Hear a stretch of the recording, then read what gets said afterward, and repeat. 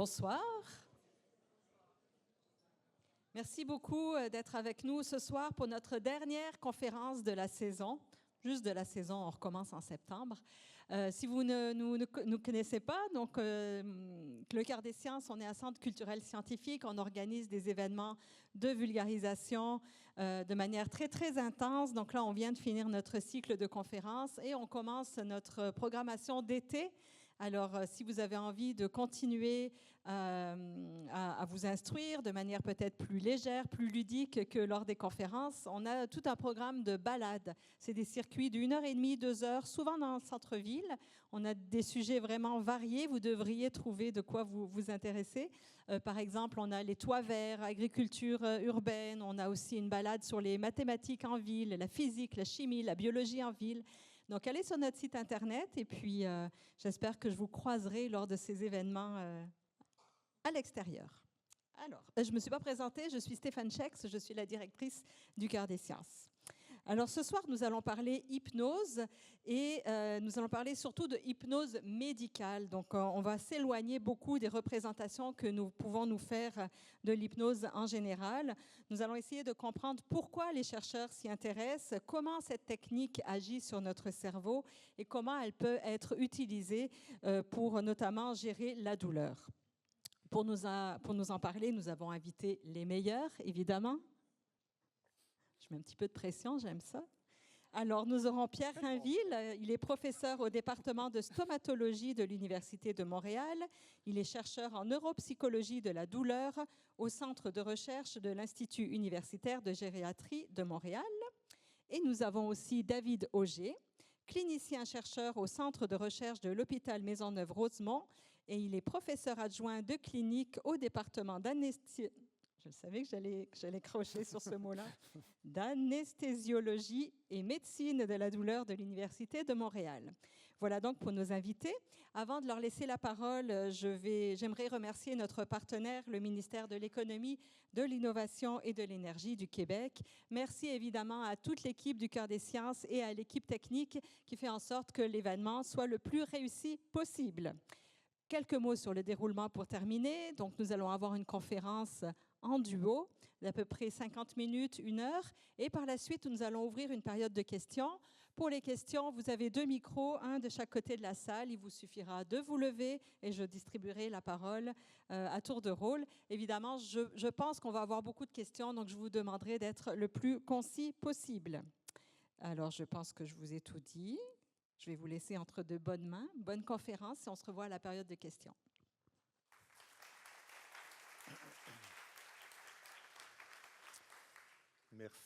Merci beaucoup Stéphane. Merci de l'invitation. C'est un grand plaisir d'être ici. Je trouve que le Cœur des Sciences a une programmation vraiment très, très, très intéressante. Alors, on est honoré de participer aux activités du Cœur des Sciences. David et moi, on vous propose un duo comme ça où il y aura un petit peu de bras de fer entre la science de l'hypnose et les applications cliniques de l'hypnose. Bras de fer. Pardon? Un bras de fer. Ben, oui, non. Okay, ça va? Oui. Ben, surtout qu'à la corde. Non, mais... Oui, ça va. Déjà, ils sèment le doute, ces cliniciens. Alors, on vous propose... il faut que j'aille peut-être. Non, je pense que c'est... Attendez. Oui, c'est bon.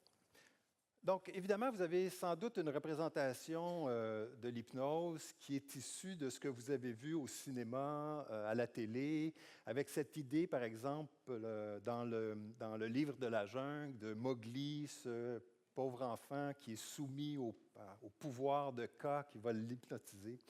Peut-être que vous êtes un fan des Simpsons et que vous voyez Homer Simpson qui se fait hypnotiser. Donc, vous savez, la vulnérabilité au contrôle, la prise de contrôle par l'autre, le manque de jugement. Mais au cinéma, à la télévision, il y a donc toute une variété de représentations de l'hypnose, même des retours dans des vies antérieures, le contrôle sur la personne qui va agir comme ça, il va poser des actes répréhensibles. Évidemment, en publicité, ça a été aussi utilisé. Ici, le parfum Hypnose de Lancôme, qui assurément va vous donner une emprise sur toutes les personnes que vous allez croiser, donc envoûtant. Et puis finalement, l'hypnose spectacle, depuis un bon bout de temps au Québec, évidemment, on connaît Mesmer, qui est très, très populaire, qui remplit des grandes salles pour faire de l'hypnose spectacle. Et il y a toujours à peu près le même scénario dans ces spectacles-là, et on pourrait y revenir si vous voulez, mais essentiellement, on veut vous faire percevoir comme ça cette prise de contrôle des participants par l'hypnotiseur qui détient un pouvoir extraordinaire pour faire agir les personnes sur la scène contre leur volonté. Donc, évidemment, il y a beaucoup de choses qui sont authentiques dans ces représentations-là, mais aussi beaucoup de mythes. Et on espère pouvoir démystifier quelques-uns de ces aspects-là dans les prochaines minutes. La naissance de l'hypnose, en fait, l'hypnose moderne, disons, l'hypnose clinique moderne, remonte à Mesmer, mais cette fois-là, Mesmer, le médecin autrichien au 18e siècle.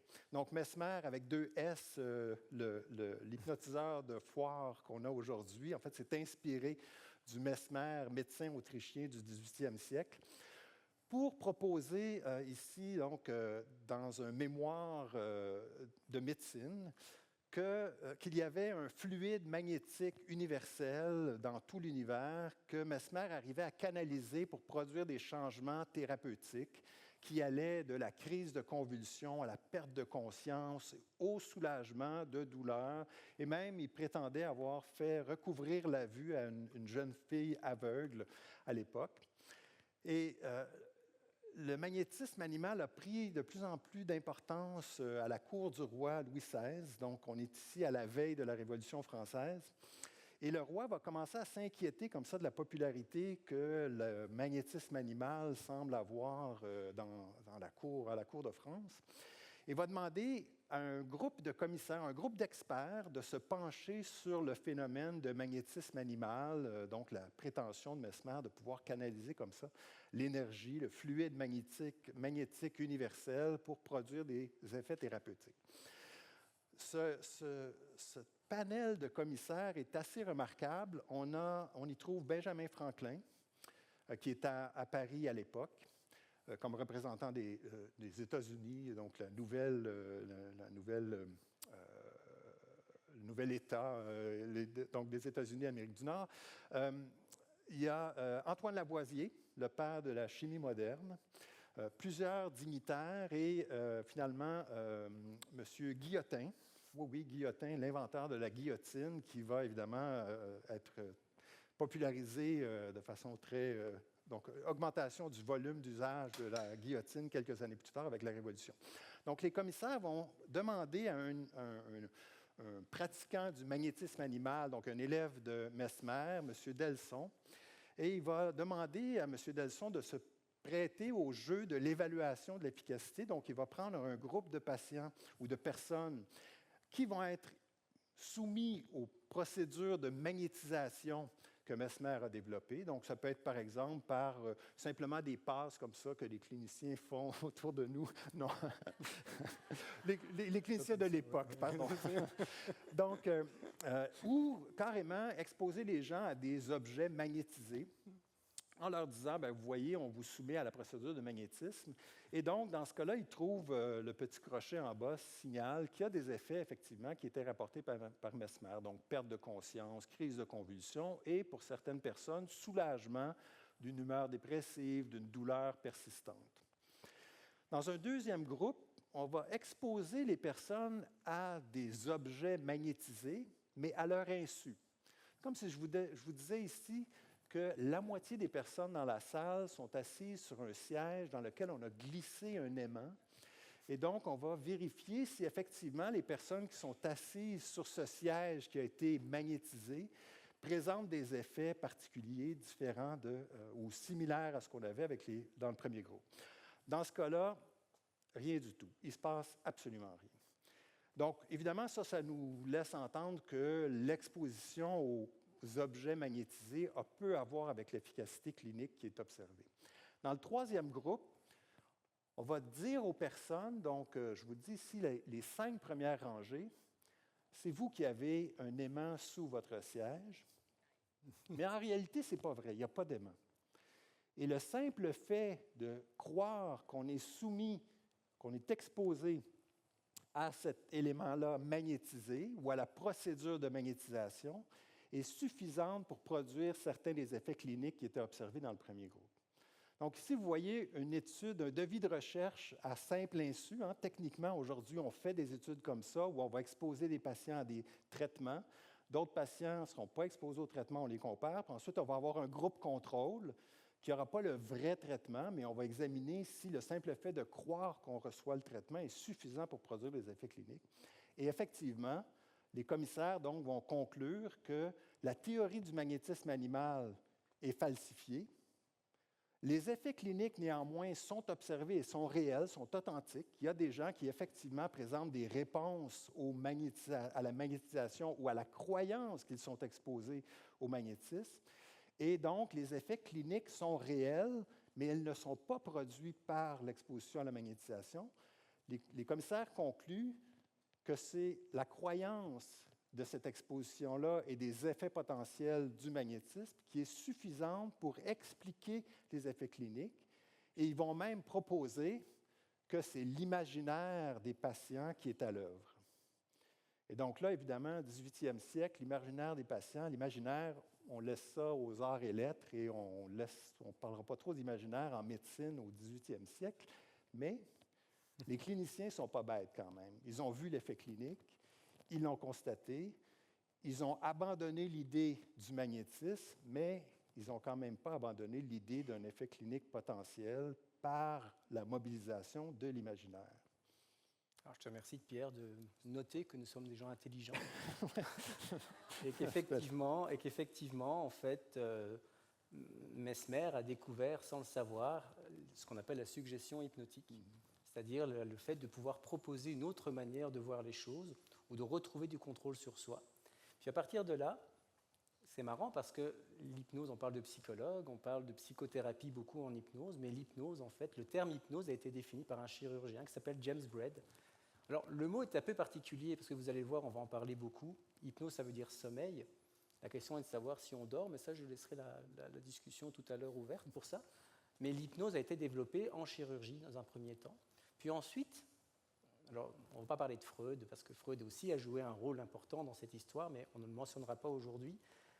Il y a aussi Ambroise Auguste Liébaud, qui en fait est intervenant psychosocial, psychiatre à Nancy, qui va développer également toute la part psychothérapeutique utilisée par l'hypnose, un peu comme Freud va le développer dans un premier temps.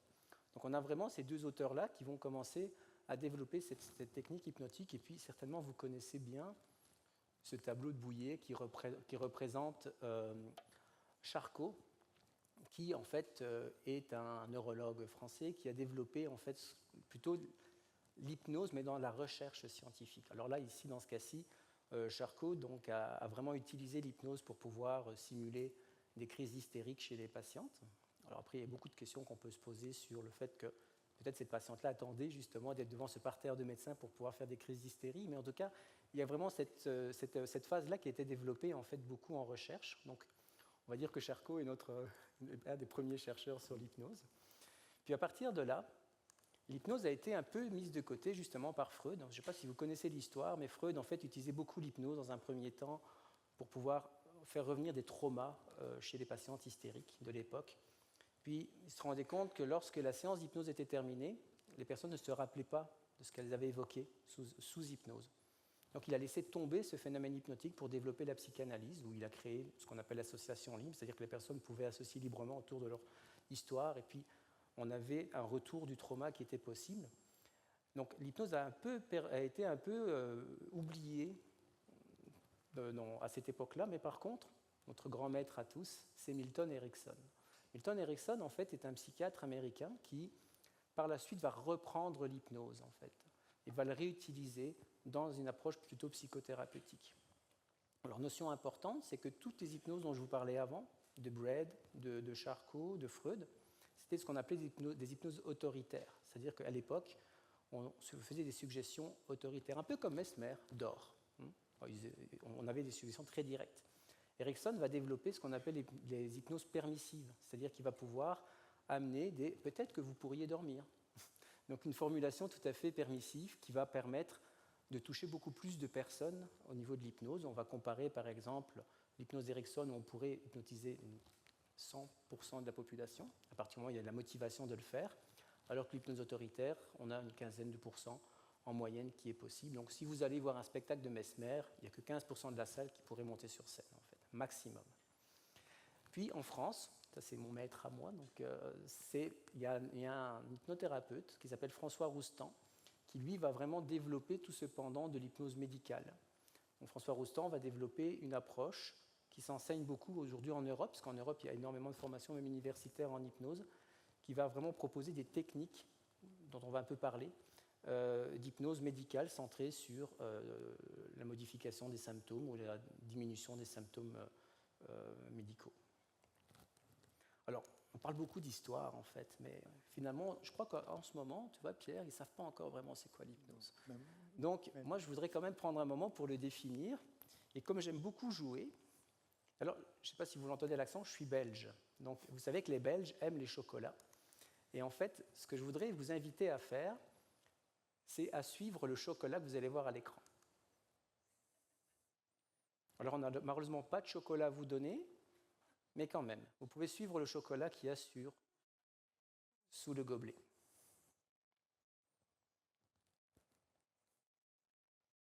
Elle prend un peu de temps pour le mettre sous le gobelet. Hein. Ouais. D'après la forme, je pense que c'est un chocolat suisse, par contre. Okay.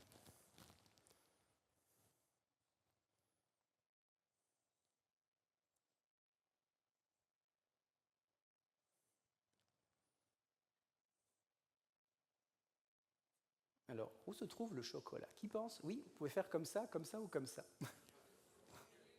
Au milieu, à gauche, ok. C'est plutôt à gauche ou au milieu finalement? Au milieu, ok. Ah, c'est la voix qui ressort le plus. Ah.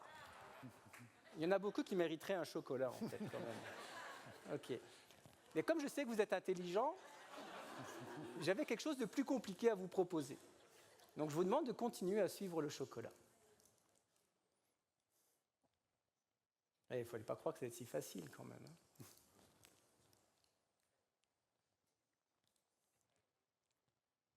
Ça demande plus d'attention tout de suite.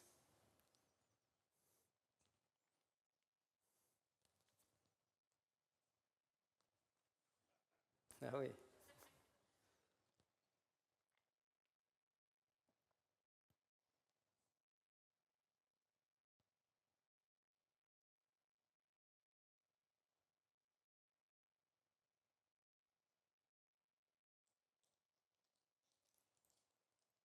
Alors, où se trouve le chocolat?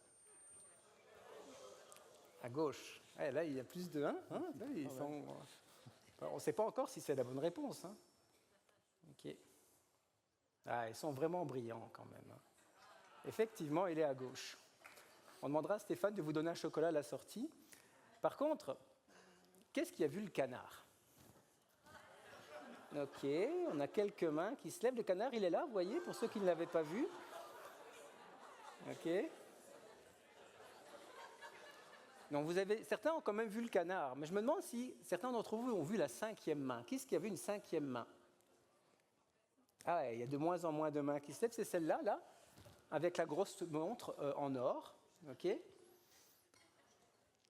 alors, j'ai quand même encore une question pour vous, pour ceux qui ont vu la 5e main. Qu'est-ce qui ont vu que les gobelets avaient changé, en fait, de couleur, qui étaient bleus, qui sont devenus verts? On n'a plus que 2-3 mains seulement, là, en fait. Donc, vous voyez, ils étaient bleus au début.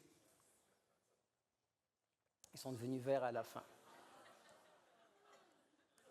Avant de vous expliquer tout ça, j'ai un deuxième exercice à vous faire très rapide. Alors, comme on n'a pas beaucoup de temps, je vais simplement vous demander de fermer les yeux pendant 10 secondes et de ne penser à rien pendant 10 secondes et surtout pas à un éléphant rose. Ok. Donc, vous ne pensez à rien et surtout pas à un éléphant rose. Avec des lunettes ou sans lunettes.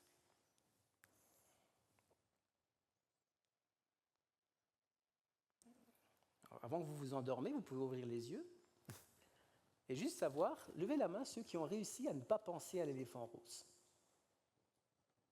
Ah, il y en a quelques-uns. Alors, on va faire l'inverse. Levez la main ceux qui ont pensé à l'éléphant rose. Ah, je préfère, là, il y a quand même. Donc, qu'est-ce qui s'est passé? Dans la première vidéo, je vous ai fait une suggestion, c'est de suivre le chocolat. Donc, pendant ce temps-là, comme vous suivez le chocolat, vous ne voyez pas tout le reste. Imaginez à un niveau négatif une personne qui a de la douleur. Si maintenant on lui raconte une histoire, on l'emmène ailleurs, imaginez que la douleur c'est le canard.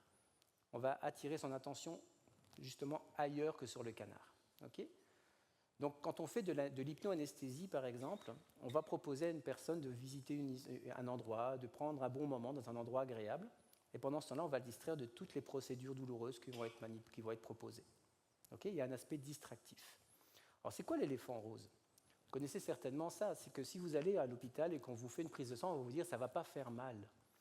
Donc dans le langage hypnotique, ce qui est important, c'est de ne pas utiliser de mots négatifs. Donc ne pensez pas à un éléphant rose, c'est une suggestion négative. Ça veut dire penser à l'éléphant rose. Il y a un de mes collègues qui dit souvent, ne demandez jamais à votre mari, n'oublie pas de sortir les poubelles, parce que c'est systématique. Donc la négation ne peut jamais être utilisée dans des suggestions. C'est vraiment des éléments importants. Et puis finalement, tout ça, pourquoi ? Parce que l'hypnose, c'est de la communication, vous l'avez compris, mais c'est aussi un état. L'état, en fait, c'est un état naturel. C'est-à-dire que là, tout à l'heure, en venant jusqu'ici, par exemple en voiture, si vous connaissez bien la route, pas comme moi, vous pensiez peut-être à autre chose. Peut-être que vous pensiez à des vacances, en fait. Et pendant que vous pensiez à des vacances, vous conduisez votre voiture de manière tout à fait routinière, et votre esprit était ailleurs. Il vagabondait dans une histoire agréable, peut-être des bons moments que vous avez passés au soleil. Vous étiez dans une hypnose positive. Nos patients, qu'ils soient douloureux ou anxieux, sont dans des hypnoses négatives. Ils sont constamment dans leur trauma, ils sont constamment dans leur peur, ils sont constamment dans leur douleur, en fait. Et tout le travail de l'hypnothérapie, c'est d'amener le patient, en le guidant, en faisant des suggestions, comme je vous l'ai montré ici, avec des suggestions positives, d'amener le patient pour quitter cette phase négative et d'aller vers du positif, vers quelque chose de plus agréable, en fait. Okay, je résume assez brièvement l'hypnose, mais l'hypnose, c'est un peu ça. Et je vous ai fait ça parce que je voulais vous montrer une définition, et pour qu'on la comprenne mieux, c'était intéressant de faire ces petits jeux-là. C'est qu'Erickson définit l'hypnose comme un état de conscience, donc vous l'avez compris, une conscience naturelle, un état spontané de conscience, comme la voiture dont on parlait tout à l'heure. On va présenter à un sujet une communication, c'est-à-dire des suggestions, avec une compréhension et des idées pour lui permettre d'utiliser cette compréhension et ces idées à l'intérieur de son propre répertoire d'apprentissage. C'est-à-dire que si maintenant, par exemple, je propose une autre manière de voir, comme tout à l'heure, suivez le chocolat, ne regardez pas le reste, la personne va se l'approprier, en fait. Okay ? Donc l'hypnose, c'est ça. C'est un état qui arrive spontanément. Il n'y a même pas besoin nécessairement de faire des trucs comme Mesmer. Là, parfois, c'est très facile, c'est très court. Et on va faire de la suggestion hypnotique et des propositions pour que le patient quitte cette hypnose négative et aille dans quelque chose de plutôt positif. Ça va ? Oui ? Alors, il paraît que tu as des questions pour moi. Ouais. Ben, en fait,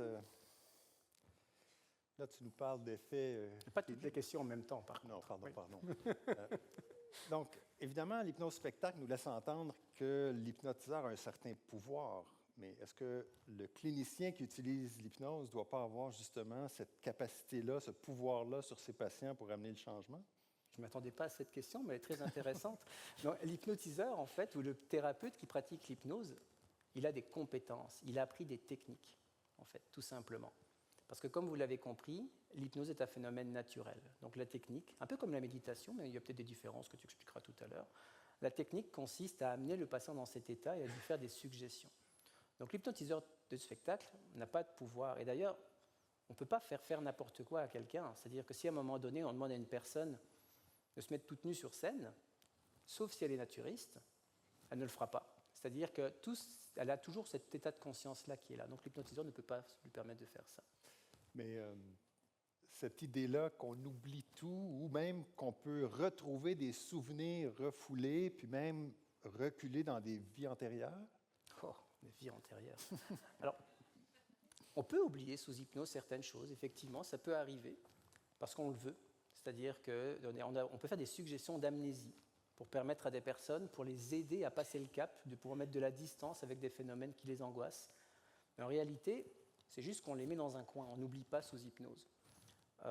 On peut avoir des gens qui n'ont oublié sous hypnose, mais c'est parce qu'ils sont parfois endormis aussi.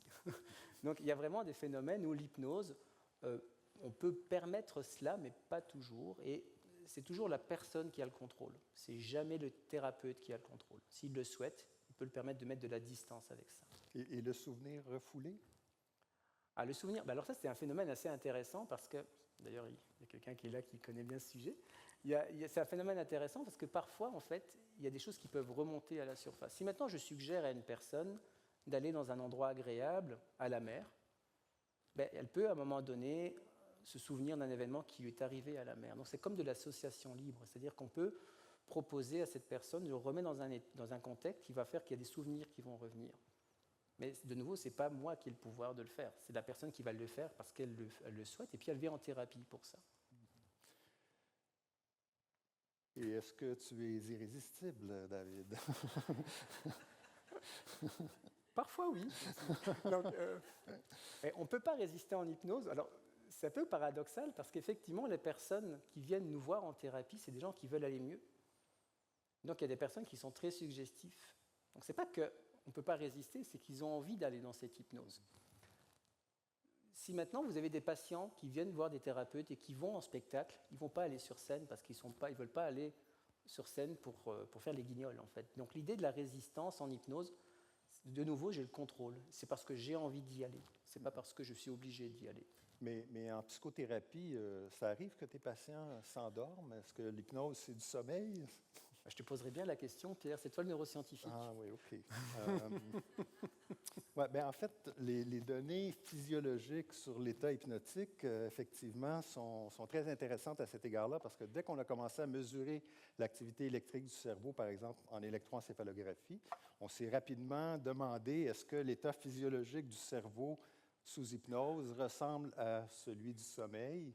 Et la réponse, c'est clairement, mais pas du tout. Au mieux, l'état de relaxation profonde peut ressembler à la phase d'endormissement. Vous savez, quand on est sous le point de s'endormir, comme ça, on se rend compte qu'on est encore éveillé parce qu'on vient prendre note de certaines pensées ou certaines images qui survenaient. Donc, on réalise qu'on n'est pas encore endormi, mais on est dans un état de somnolence. Donc, il y a quand même une certaine similarité. Puis, tu me demandais tout à l'heure, oui, est-ce que c'est comme la méditation?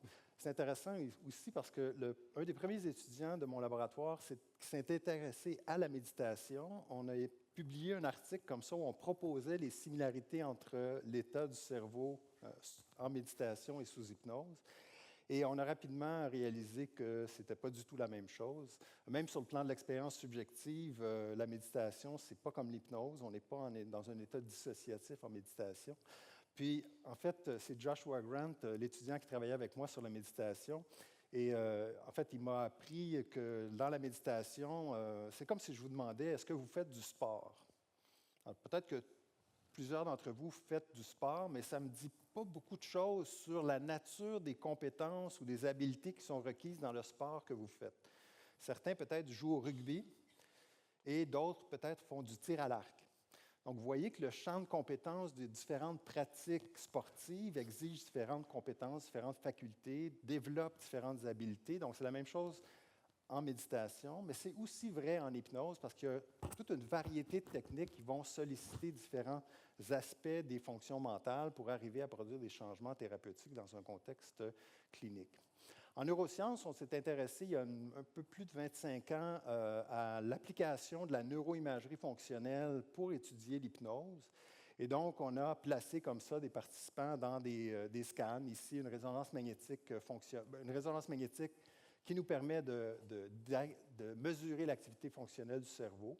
Mais il y a aussi eu des études en tomographie par émission de positons qui permettaient d'avoir comme ça des images en 3 dimensions de l'activité du cerveau. Et donc, on va mesurer l'activité du cerveau des participants lorsqu'ils sont sous hypnose.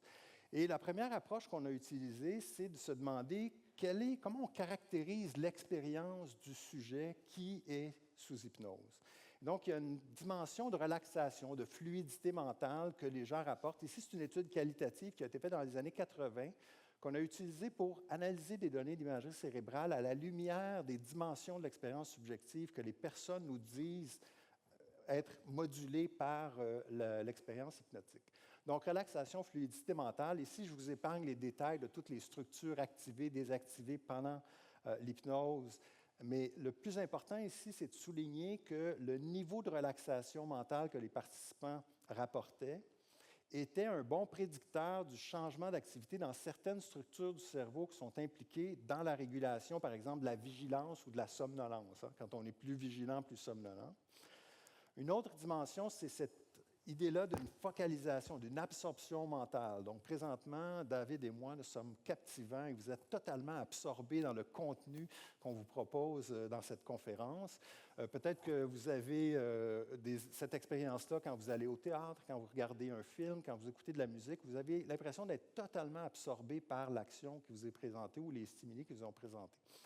Donc ici, encore une fois, les participants nous rapportaient leur niveau d'absorption mentale et ce niveau-là était prédictif de l'activation de tout un réseau cérébral qui correspond très, très, très précisément aux fonctions attentionnelles exécutives du cerveau, donc incluant des structures du tronc cérébral, du centre du cerveau, du cortex cérébral, que l'on retrouve dans des études par ailleurs sérieuses en neurosciences cognitives qui s'intéressent à l'attention. Donc, on a vraiment une démonstration, ici un parallèle direct avec des études de neurosciences cognitives. Finalement, l'expérience subjective est souvent accompagnée d'une désorientation dans le temps. On perd la notion du temps sous hypnose. Souvent, on perd nos repères physiques. On oublie qu'on est dans le cabinet de notre psychologue. On oublie même qu'on est sur la salle, dans la salle d'opération, sur la table, en train de subir une chirurgie. On oublie qu'on est sur la chaise du dentiste en train de se faire un traitement de canal. Donc, cette distanciation-là ou cette dissociation-là de notre environnement physique, c'est quelque chose qui est rapporté de façon assez courante.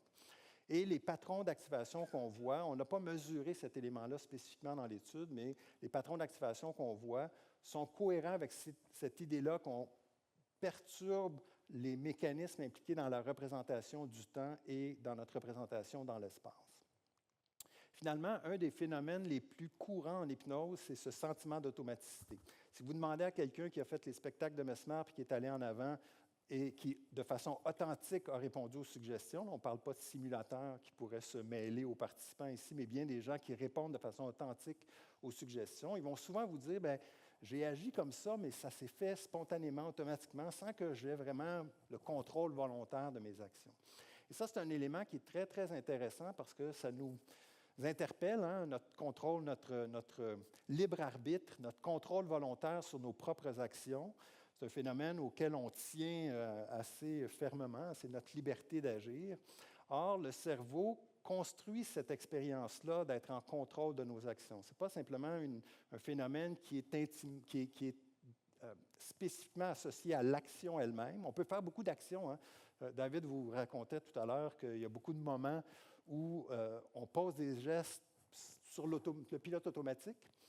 Donc, il y a beaucoup de ces actions-là auxquelles on ne porte pas attention. On fait des gestes routiniers de façon automatique. Donc, l'automaticité dans nos actions, c'est quelque chose de très, très courant. Ce qui est rare, c'est qu'on porte attention à nos gestes automatiques. Et en hypnose, on a à la fois cette expérience-là d'automatisme, mais on porte attention à nos actions. Donc, ça nous donne un sentiment d'étrangeté par rapport à nos propres actions.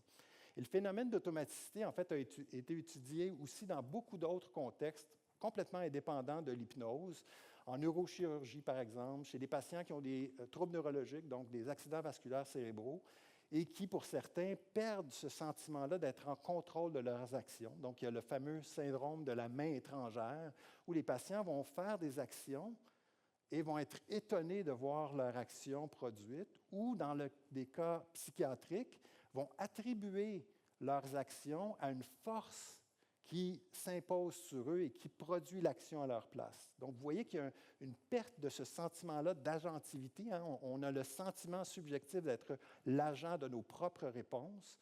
Et il y a plusieurs conditions psychiatriques et neurologiques où on voit qu'il y a une perturbation dans ce phénomène-là de sentiment de contrôle sur nos propres réponses.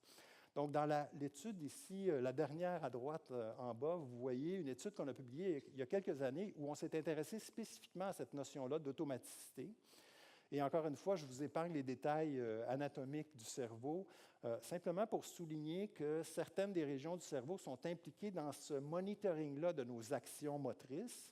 Et quand on perturbe l'activité de ce réseau, on a des perturbations de notre sentiment de contrôle de nos propres actions. Donc, on le voit dans des études sur des patients qui ont des lésions neurologiques, mais on le voit aussi sous hypnose, donc des études de neuroimagerie qui sont intéressées à la production d'actions motrices sous hypnose et les patrons d'activation qu'on trouve dans certaines régions sont similaires à ceux d'une action passive, comme si le sujet n'était pas lui-même en train de faire l'action.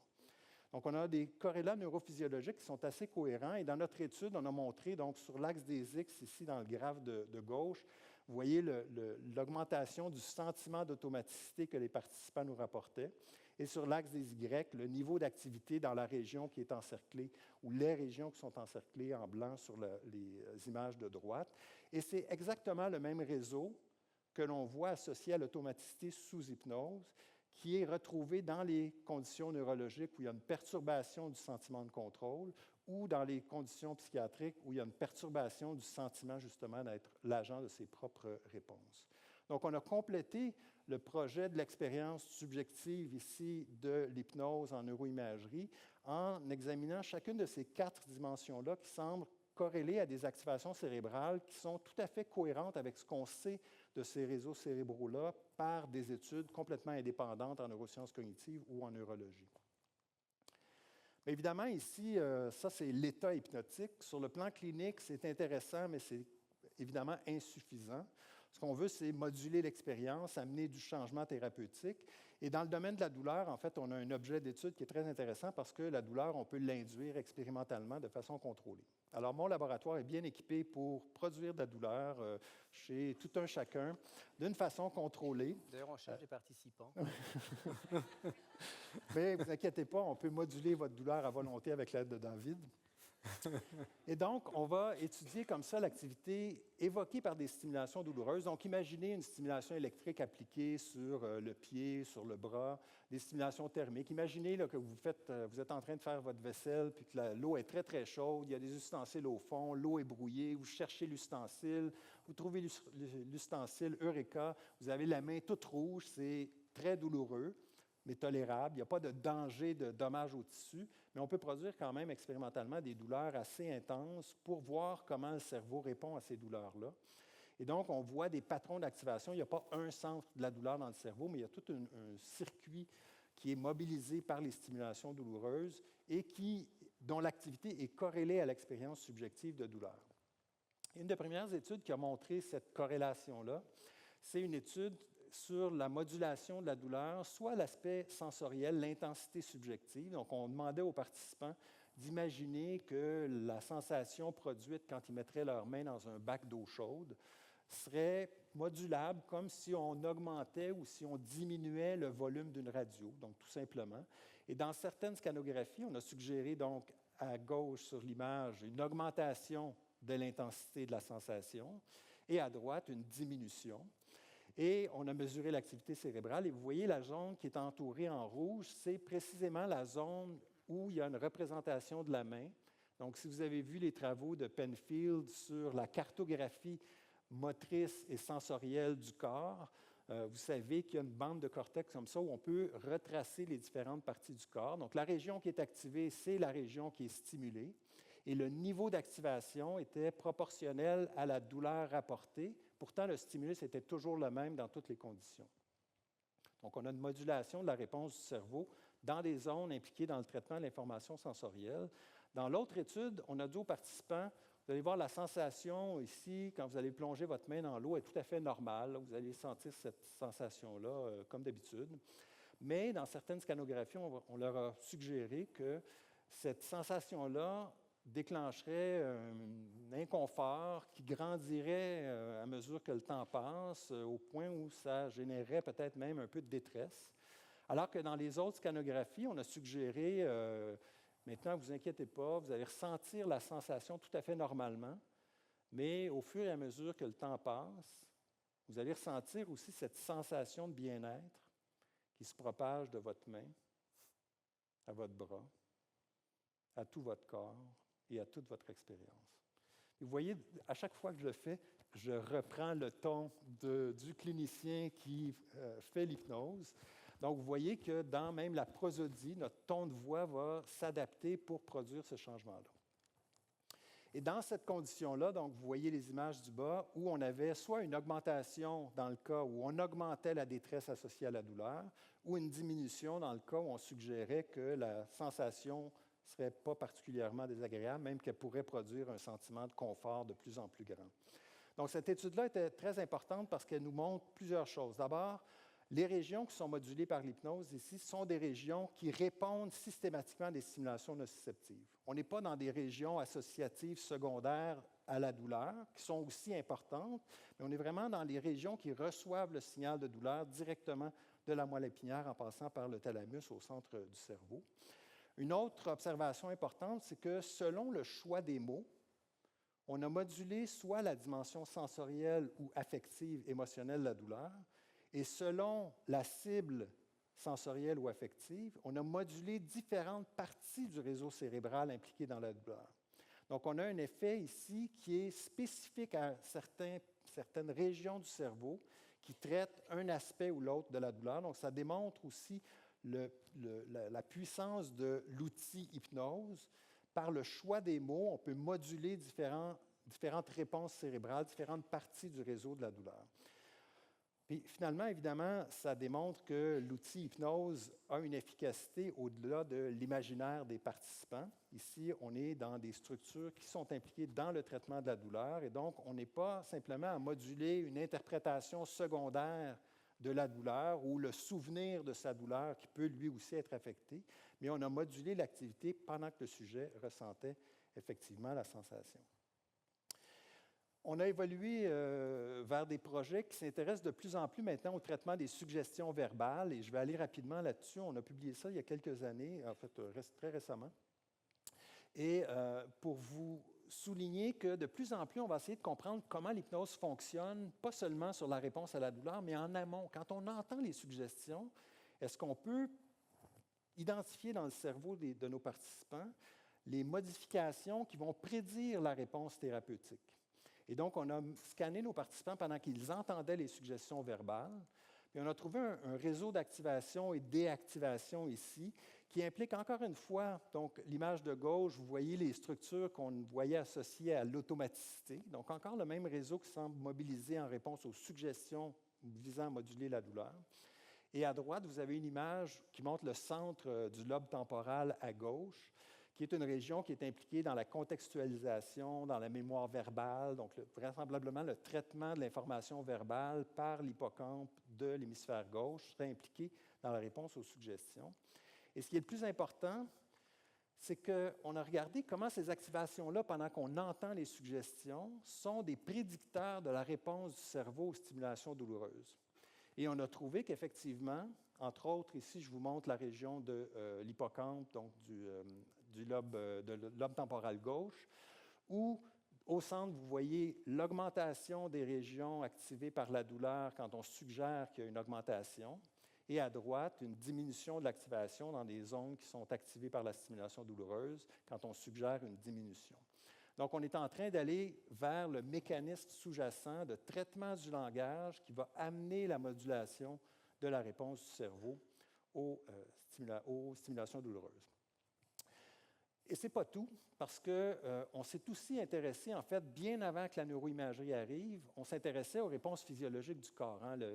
L'hypnose module l'imaginaire, très bien. L'hypnose module l'activité du cerveau, très bien, démontré. Mais l'hypnose peut aussi avoir un effet sur le corps. Et donc, depuis qu'on peut mesurer des réponses physiologiques du corps, on peut examiner ce phénomène-là et le démontrer. Ici, l'image de droite illustre une étude de Marie-Élisabeth Fémonville, qui est anesthésiste belge, qui a fait les premières études avec nous à Montréal sur la modulation par l'hypnose de la douleur et qui a montré au centre, hein, vous voyez le 8 ici, c'est le foyer d'activation au niveau du tronc cérébral, qui suggère que sous hypnose, on active des structures profondes du cerveau. Et ces structures-là sont non seulement connectées avec le cerveau, les parties plus antérieures, supérieures, disons, du cerveau, mais aussi vers la moelle épinière. Donc, il y a aussi des contrôles descendants du tronc cérébral qui peuvent agir sur la moelle épinière. Et ici, je vous donne simplement un exemple. Il y a des tonnes et des tonnes d'études comme celle-là. Ici, vous voyez à gauche, c'est la représentation du réflexe moteur. Donc ici, on donne une stimulation au niveau de la cheville. et on mesure le retrait de la jambe. Donc, c'est un réflexe de protection. Quand on marche sur quelque chose de douloureux, on a un réflexe automatique. Notre moelle épinière est suffisante pour produire cette réponse-là. C'est une réponse physiologique très reproductible et qui ne requiert pas de traitement par le cerveau de l'information. Mais à droite, vous voyez que les participants sous hypnose qui montrent une diminution de leur réflexe par l'hypnoanalgésie sont aussi ceux qui rapportent le plus de soulagement de leur douleur. Donc, non seulement les participants rapportent moins de douleur, leur cerveau est moins activé par la stimulation douloureuse, mais en plus, leur moelle épinière, leurs réflexes automatiques sont modulés à la baisse proportionnellement au soulagement qu'ils ont rapporté. Donc, globalement, les études de neurosciences sur l'hypnose nous démontrent qu'il y a une modulation de la réponse nociceptive au niveau spinal, au niveau de la réponse du système nerveux autonome. Il y a beaucoup d'études sur le rythme cardiaque, la réponse sympathique cutanée, etc., qui montrent le même phénomène. Il y a des activations cérébrales et l'hypnose, comme ça, peut agir non seulement au niveau des centres cérébraux qui traitent l'information douloureuse, mais peuvent en plus activer des contrôles descendants qui vont agir au niveau du tronc cérébral pour déclencher une inhibition qui peut agir même au niveau de la moelle épinière pour bloquer le signal de douleur aussitôt qu'il arrive dans le système nerveux central. Les premières fois que j'ai discuté avec mes collègues cliniciens à Montréal, justement, de ces études-là, ils m'ont dit on n'avait pas besoin de neuroimagerie pour savoir que l'hypnose fonctionnait. On le sait, on le fait, on le voit dans notre clinique. Alors moi, évidemment, je leur répondais, moi, vos anecdotes cliniques, ça ne me convainc pas comme scientifique. Vous me rapportez que vos patients sont bons. Évidemment, ils sont bons parce qu'ils veulent vous plaire. C'est bien connu, la relation thérapeutique exige que le patient renforce... Et ils payent en plus. Non? Et ils payent en plus. Oui, ils payent en plus, oui, justement. Alors, il faut aussi bien que ça marche. Je ne sais pas aujourd'hui, qu'est-ce que tu en penses, David, mais ce débat-là qu'on a eu il y a une vingtaine d'années sur l'utilité de la neuroimagerie, je renvoie la balle à mes collègues cliniciens. Est-ce que vous savez si ça fonctionne en clinique, au-delà des anecdotes que tout un chacun peut décrire? Tu sais, Pierre, en fait, le problème, c'est que si maintenant, on va voir un chirurgien, on va lui dire, on a réussi à endormir quelqu'un tout à l'heure, on va le faire en fait avec ton patient, puis il aura pas mal. Je ne pense pas que le chirurgien va être d'accord à faire ça avec lui. C'est vrai. Et donc, c'est pour ça que des études cliniques ont été menées en fait pour pouvoir évaluer l'efficacité de l'hypnose. Alors, les études cliniques, c'est des études d'efficacité. Et la première, alors c'est marrant, si vous avez regardé les dates de toutes les études de Pierre, elles sont autour de 2000, même voire un peu avant. Puis en 2000, on a une étude dans le Lancet. Alors, je ne sais pas si vous connaissez le Lancet. Lancet, c'est une revue médicale très, très importante de Elvira Ling, en fait, qui a prouvé, dans une étude contrôlée randomisée, donc elle a comparé différents accompagnements en fait, en anesthésie sur différentes procédures douloureuses qui ont été faites.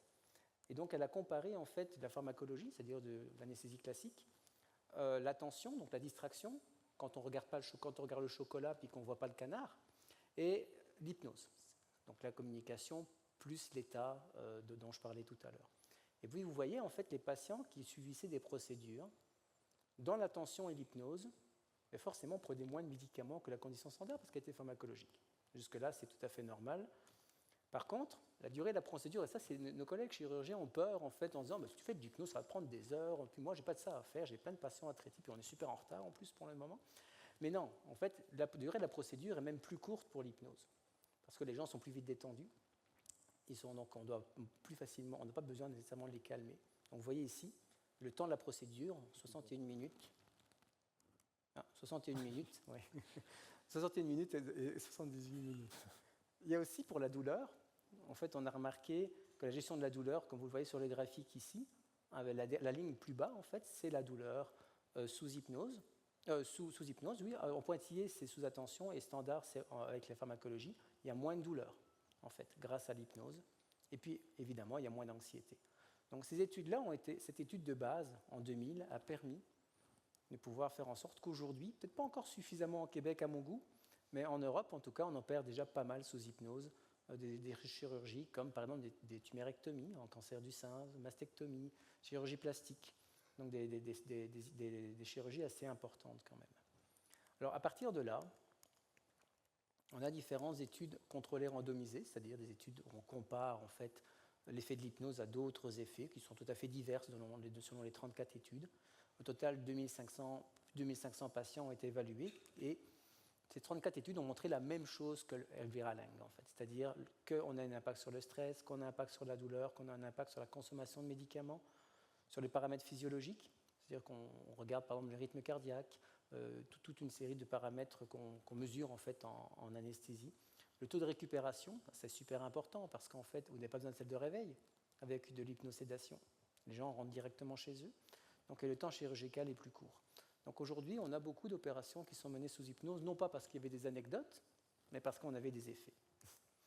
Puis, juste pour vous montrer, parce que moi je travaille en douleur chronique, qu'effectivement, c'est encore une étude, il y a encore des études importantes qui doivent être menées en douleur chronique, mais on a une méta-analyse ici de 2014 qui montre 13 études randomisées, de nouveau, où on compare de l'hypnose avec de la psychothérapie, avec de la physiothérapie, avec toute une série d'autres approches. Et effectivement, l'hypnose est intéressante dans la gestion des douleurs chroniques cancéreuses, de lombaires, arthritiques, liées à un handicap. On a encore pas mal de choses, il faut travailler fort, on a encore peu d'effets sur les migraines par contre. Donc ça, c'est encore des études qui nécessitent du travail, parce que c'est vraiment dans les douleurs les moins faciles à traiter sous hypnose. Mais également, ce qui est important, et ça m'intéresse, c'est que les effets sont plus durables avec l'auto-hypnose. C'est-à-dire que si maintenant vous faites, moi je peux très facilement, c'est une anecdote, traiter une douleur aiguë. Ce n'est pas très compliqué en hypnose. Par contre, la douleur chronique, il faudrait un psychothérapeute 24 heures sur 24 avec lui. Vous imaginez que ça coûte cher. Donc au final, l'intérêt, c'est d'apprendre à ces gens de pratiquer l'auto-hypnose, qu'ils deviennent autonomes dans la gestion de leur douleur. Et donc les effets sont plus durables avec l'auto-hypnose justement dans ces études. Et on constate que l'apprentissage permet une amélioration de la condition douloureuse.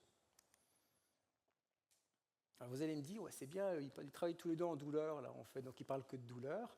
Mais je peux vous dire la même chose pour l'anxiété et la dépression. C'est-à-dire qu'en psychothérapie, on a également des effets, avec des études randomisées, où on a... Alors je vais vous donner une petite définition de la taille d'effet pour ceux qui ne connaissent pas. Une taille d'effet, c'est un groupe standardisé de la différence entre le groupe qui reçoit le traitement et le groupe contrôle, qui ne le reçoit pas. Et quand on a un 0,8, par exemple, on est super content en tant que chercheur, c'est-à-dire qu'on a un gros effet. Un 0,5, c'est un effet moyen, un 0,2, c'est un petit effet, mais on a quand même un effet. Il faut toujours se rassurer en tant que chercheur. Donc après, dans le traitement des anxiétés, on a remarqué que les interventions sous hypnose, après les traitements, dans 17 études, on avait un taille d'effet de 0,79. Donc on n'est pas loin du taille de 0,8 dont je parlais tout à l'heure, donc on a beaucoup d'effets de l'hypnose par rapport à d'autres conditions qui ont été proposées. Et aussi, parce que c'est bien d'avoir... Vous imaginez, le patient va voir le psychologue, il fait un petit traitement, il se sent moins anxieux, il s'en va, c'est super, on est très content, mais il faudrait qu'il reste quand même cet effet. À long terme, on a une taille d'effet sur cette étude de 0,84. Ça veut dire qu'on peut avoir des effets à long terme sur l'anxiété dans le traitement de l'hypnose. Et l'hypnose, c'est un adjuvant. Ça aussi, c'est important parce que les hypnothérapeutes, ça n'existe pas. C'est-à-dire que si vous allez voir quelqu'un juste faire de l'hypnose, et puis il y a beaucoup de gens qui viennent me voir rien que pour ça, l'hypnose, c'est un outil. C'est-à-dire qu'on va l'utiliser en compagnie d'une autre intervention. Un psychologue va utiliser l'hypnose parmi tout un éventail d'outils qu'il a à sa disposition. Et ces études montrent que l'hypnose est plus efficace lorsqu'elle est combinée à une intervention psychologique. Si vous faites juste de l'hypnose, parfois ça ne suffit pas. Donc c'est ça que ça montre. Alors, au niveau de la dépression, on a des résultats un peu similaires, mais un peu plus mitigés. C'est-à-dire que toujours dans des études randomisées, on a des études après le traitement de 0,71, donc on est un peu plus bas quand même que le 0,8 dont je parlais tout à l'heure, et à long terme de 0,5. Alors, comment on explique en fait ce phénomène? C'est que la dépression, le trouble de l'humeur, c'est bien plus complexe que le trouble anxieux. Il faut toujours penser en termes biopsychosocial. Il y a le contexte aussi dont il faut tenir compte. On ne peut pas hypnotiser la famille, on ne peut pas hypnotiser la personne qui a une surcharge de travail, on ne peut pas hypnotiser la cause de la dépression. Donc là, ici, on a besoin vraiment d'avoir une psychothérapie qui est associée pour avoir des effets beaucoup plus importants. Mais on peut traiter une symptomatologie, c'est-à-dire qu'on pourrait traiter par exemple les troubles du sommeil qui sont associés à la dépression. On peut traiter l'humeur, la tristesse. On peut traiter l'anxiété, parce que dans les dépressions, il y a souvent l'anxiété aussi. Donc on va aller traiter certains symptômes, mais pour un traitement complet de la dépression, il faut plus que de l'hypnose. C'est juste un outil qui permet certaines choses. Je regarde l'heure. Oui. Alors, je voulais vous montrer aussi une étude en oncologie. Tout à l'heure, j'ai parlé un peu d'auto-hypnose.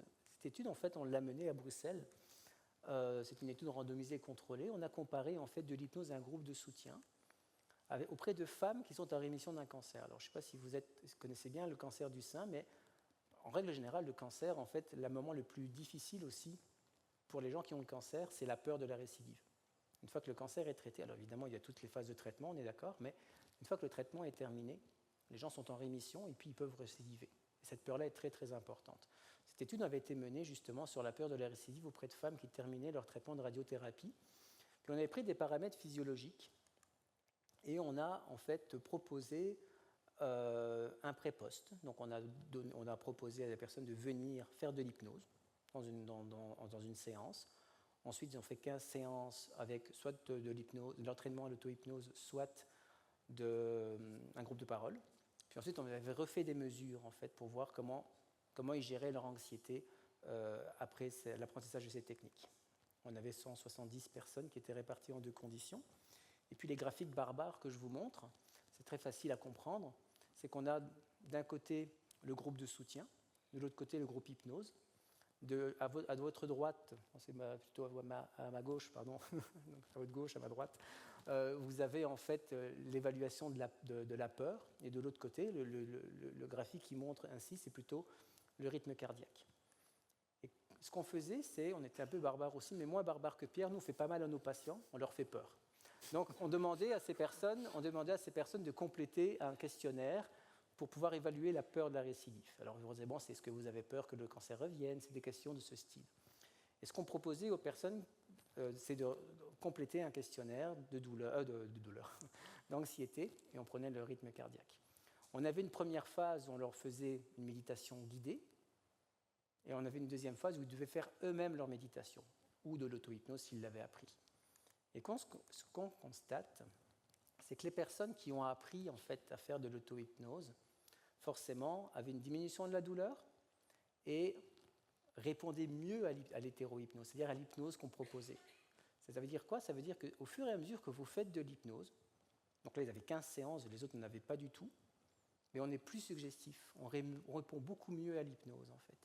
Donc cette étude a démontré ça, c'est qu'on avait une diminution de l'anxiété et du rythme cardiaque chez les personnes qui avaient eu de l'hypnose, tant en réponse à l'hétéro-hypnose que dans leur pratique autonome de l'hypnose. Alors pourquoi je vous parle de ça? C'est parce que mon grand intérêt, c'est d'apprendre à mes patients à faire de l'auto-hypnose, parce que je ne serai pas toujours là. Et l'idée de l'hypnose, de l'auto-hypnose, c'est quoi? C'est une technique en fait, qui est basée un peu sur la relaxation, qui est destinée à se plonger soi-même dans un état hypnotique, afin de se connecter à ses ressources. Écouter un audio, ce n'est pas de l'auto-hypnose. Écouter un audio, c'est de l'hétéro-hypnose. Il y a quelqu'un qui vous guide. Si maintenant vous avez besoin de faire cette technique, si vous avez besoin de gérer votre douleur ou votre anxiété, avec de l'auto-hypnose, vous n'aurez besoin de rien, théoriquement. Alors, les différences qu'il y a avec l'hétéro-hypnose, c'est que forcément, si on fait de l'auto-hypnose, c'est beaucoup moins intense, parce qu'on est là pour accompagner le patient, pour approfondir le phénomène. C'est une réponse plutôt aux autosuggestions. Vous avez le droit de parler à vous-même. Et je vous promets, moi je suis psychologue, je me parle à moi-même, peut-être que je suis un peu fou, mais en tout cas, ce n'est pas ça que ça veut dire. On peut se parler à soi-même, et c'est peut-être pensée positive en fait, qui fait qu'on est en auto-hypnose. Ça permet de renforcer le travail d'hétéro-hypnose. Il y a des patients qui viennent me voir et puis je leur demande de pratiquer. Et comme vous l'avez vu dans l'étude précédente, s'ils pratiquent, ils vont mieux répondre encore à mes suggestions par la suite. Donc ça approfondit le travail et ça améliore également l'autonomie du patient. Puis enfin, ça développe la créativité du patient. Parce que pour faire de l'hypnose, il faut être très créatif, on raconte beaucoup d'histoires.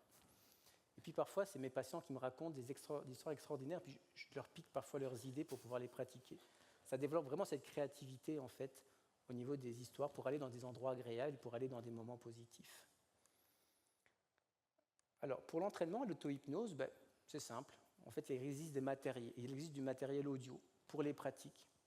Donc, pour écouter les hypnoses et après les reproduire soi-même. Il existe des manuels aussi qui vous apprennent à faire ces techniques d'auto-hypnose. Et puis aussi, on peut pratiquer avec un professionnel, c'est-à-dire que vous pouvez apprendre l'auto-hypnose dans des consultations de psychologie, par exemple, pour pouvoir le faire. Il est déjà 19h, mais il est donc temps de terminer, en fait. On a commencé un peu plus tard, donc on n'est pas si en retard que ça, quand même. Parce qu'avant de partir, est-ce qu'on leur propose quand même 5 idées clés pour qu'ils se souviennent de nous Mais de manière Ils positive. vont oublier, non? Ils vont pas oublier. On peut leur suggérer, en fait. Ah oui. Oui. Je vous suggère En fait, de on peut leur suggérer qu'à chaque fois qu'ils sont face à la lumière rouge, ils vont se rappeler, se remémorer ces souvenirs-là. à chaque fois que vous verrez le chiffre 5. Alors, l'hypnose, en cinq mots, en 5 idées, ce qu'on a voulu vous montrer aujourd'hui, et c'est très important, on oublie Mesmer 2 minutes, l'hypnose c'est un phénomène naturel, spontané. C'est simple. On est tous hypnotisables parce qu'on est tous capables d'aller dans ce moment-là. On a tous ce moment où on rêvasse, en fait. Ça, c'est important. La deuxième chose, la phrase est plus longue à retenir, par contre, c'est qu'elle produit des changements... Ça, c'est parce que c'est une phrase de neuroscientifique. C'est parce qu'elle produit des changements d'activité du cerveau qui expliquent ses effets. C'est pour ça que le titre de la conférence est « Cerveau sous hypnose ». C'est notre cerveau, en fait, qui pratique, qui produit ce changement hypnotique. Vous l'avez compris, même si j'étais un peu vite, mais en même temps, les chiffres sont souvent barbares, elle a des bons niveaux d'efficacité. C'est pour ça qu'on opère sous hypnose. C'est pour ça qu'on peut dire que l'hypnose est une science aujourd'hui. Elle peut être utilisée dans plein de domaines. Évidemment, elle est très développée en anesthésie parce qu'on a fait beaucoup d'études en neurosciences sur la douleur, mais elle peut être utilisée en clinique également de psychiatrie, dans certains aspects. Petite recommandation, j'aime pas nécessairement utiliser l'hypnose pour des patients dépendants à l'alcool parce qu'il ne faut quand même pas oublier une chose, c'est que dans les dépendances, on a des effets de tolérance, on a des dépendances physiques, donc c'est quelque chose qui peut être un appoint par rapport à l'intervention, mais on peut utiliser l'hypnose pour ça, mais en plus, de nouveau, d'une thérapie par un professionnel. Et enfin, et ça c'est très important, vous êtes tous capables de pratiquer l'auto-hypnose, ça peut être enseigné, et cette pratique de l'auto-hypnose permet vraiment une autonomie dans la gestion de ces problèmes, douleur ou anxiété. Et comme vous l'avez compris, au fur et à mesure de la pratique, un peu comme la méditation, un peu comme la natation, un peu comme le soccer, on s'améliore en fait dans cette pratique autonome. Alors nous aussi, on veut remercier nos sponsors parce que toutes les études qu'on mène, elles sont heureusement sponsorisées par les fonds de recherche qui nous permettent de pouvoir vous montrer tous ces résultats aujourd'hui. Et puis, on va surtout vous remercier d'avoir été patient avec nous, de nous avoir écoutés brillamment, pour certains, de ne pas avoir vu le canard, surtout ça c'est important pour moi. Et puis, on reste disponible pour répondre à vos questions. Merci beaucoup.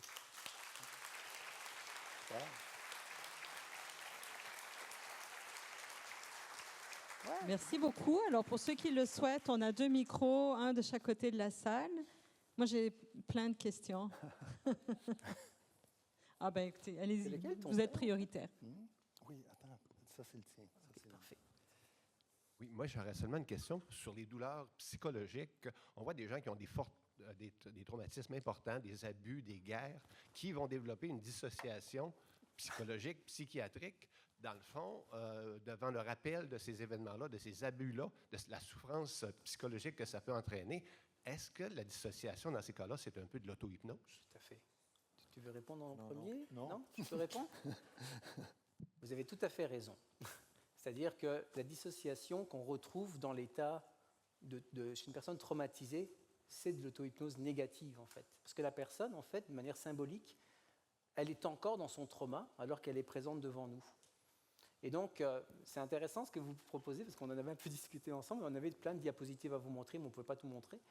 Mais par contre, si maintenant, vous allez faire un traitement de l'hypnose chez quelqu'un qui n'est pas psychologue, ces phénomènes-là peuvent aussi apparaître. C'est-à-dire qu'on peut revivre un trauma, on peut se redissocier devant la personne. Et d'ailleurs, c'est déjà arrivé chez Mesmer aussi, j'avais vu une vidéo comme ça, en spectacle. Donc, l'intérêt dans les cas des traumas, c'est de réassocier. C'est-à-dire que la personne qui est dissociée, qui vit dans son trauma, on va la ramener ici et maintenant. Alors, il y a d'autres techniques, comme le MDR, par exemple, qui permet ça aussi. Mais la dissociation traumatique, c'est clairement de l'hypnose négative, comme je le montrais tout à l'heure. Merci. On va passer à la question en face. Bonsoir. J'ai retenu de ce que vous expliquiez qu'en fait, l'hypnose, c'est un état dans lequel on s'abandonne volontairement. Vous n'avez pas tellement expliqué comment les gens se plongeaient dans l'hypnose, mais dans le cas d'une anesthésie de chirurgie, est-ce qu'on ne peut pas se mettre à rêver et subitement sortir de l'état d'hypnose aussi facilement qu'on y est entré? Alors, c'était ma question aussi. Pouvez-vous nous expliquer, pour compléter un peu les différentes étapes et qu'est-ce qui fait qu'on est dans une hypnose sérieuse ou juste une rêvasserie? Tout à fait, oui. D'ailleurs, vous avez sans doute, si vous avez le malheur de faire YouTube hypnose chirurgie, vous allez peut-être tomber sur ces états-là spectaculaires de chirurgie à cœur ouvert, sans anesthésie, simplement sous hypnose.